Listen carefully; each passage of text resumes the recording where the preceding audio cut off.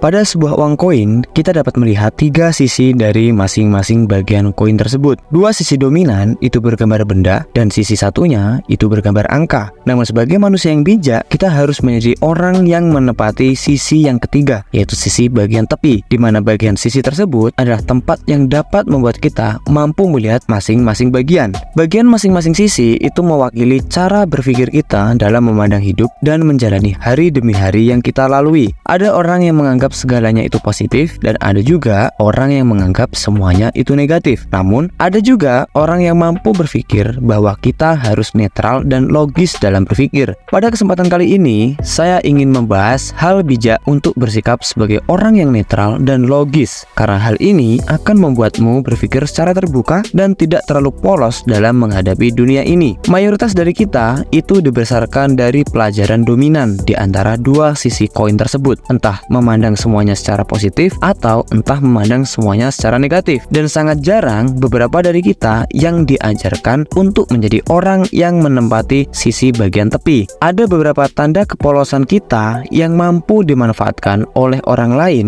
akibat ketidaktahuan kita karena terlalu diajarkan dari bagian sisi dominan tersebut. Tanda yang pertama yaitu merasa takut untuk berkata tidak kepada orang lain. Budaya dan adat kita memanglah kental untuk membantu sesama dan saling tolong-menolong. Namun terkadang hal tersebut terlalu melekat dalam kebiasaan kita sehingga kita menjadi segan untuk berkata tidak kepada orang lain. Kita pun beranggapan bahwa menolak sebuah ajakan, menolak untuk menolong adalah hal yang tidak sopan dan tabu. Padahal yang sebenarnya terjadi adalah jika ajakan maupun permintaan bantuan yang diajukan kepadamu itu berpotensi merugikan dirimu baik dalam bentuk waktu maupun biaya, maka mengatakan kata tidak adalah sesuatu yang harus kamu lakukan dan kamu pelajari. Tidak perlu memaksakan untuk menjadi orang yang selalu berkata iya kepada orang lain, karena hal itu hanya akan membuat dirimu semakin rumit dan penuh masalah yang disebabkan oleh orang lain. Ingatlah bahwa sedikit egois dan mementingkan diri sendiri adalah sesuatu hal yang sehat. Pertanda yang kedua yaitu kamu tetap mencoba berpikir positif dikala situasi sudah cenderung darurat. Ini adalah hal yang paling konyol yang harus kamu ketahui dan kamu pelajari. Di saat kamu sudah memiliki situasi yang cenderung tidak sehat, maka kamu harus mulai memaksa dirimu untuk berpikir secara logis dan netral. Agar mudah dipahami, semisal contoh, kamu memiliki pasangan yang doyan berbohong dan selingkuh. Kamu tahu dan sadar akan hal itu, tapi kamu menyerah untuk meninggalkannya dengan berbagai alasan apapun, dan kamu terus mencoba berpikir positif bahwa waktu akan menyembuhkannya. Percayalah, hal itu adalah hal yang akan sia-sia dan hanya membuang-buang waktumu. Banyak hal seperti ini terjadi selain pada kasus hubungan asmara atau sebuah percintaan, seperti tetap berbuat baik pada saudara yang toksik, tetap bertahan pada bisnis yang sudah runyam di ujung bangkrut, dan segudang contoh keadaan darurat lainnya. Namun kamu tidak menyerah atau tetap mencoba berpikir positif. Ingatlah bahwa mungkin memanglah susah untuk mengubah kebiasaan dan pola pikir kita yang sudah kita anut dari kecil. Namun hal tersebut adalah sebuah pelajaran yang wajib kamu pelajari. Ingatlah bahwa untuk selalu menjadi orang yang baik dan bermanfaat bagi sesamamu. Namun di satu sisi, jadilah orang yang netral dan jangan menjadi bodoh yang mudah dimanfaatkan oleh orang sesamamu juga.